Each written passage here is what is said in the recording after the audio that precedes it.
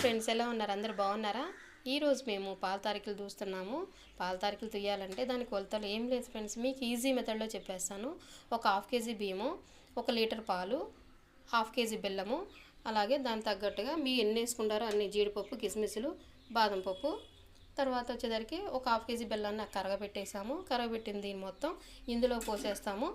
చూడండి, మీకు ఎంత తీపి తింటారో అంత తగ్గట్టుగా మీరు వేసుకోండి. నాకైతే హాఫ్ కేజీ సరిపోతుంది అన్నట్టు. ఓకేనా?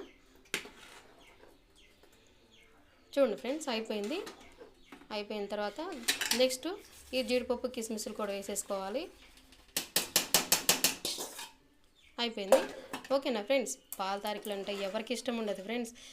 మీకు ఎంతమందికి ఇష్టమో నాకు కామెంట్ రూపంలో తెలియపరచండి. నా వీడియో మీకు నచ్చినట్లయితే లైక్ చేసి, షేర్ చేసి, సబ్స్క్రైబ్ చేయండి. ఓకేనా ఫ్రెండ్స్? బాయ్.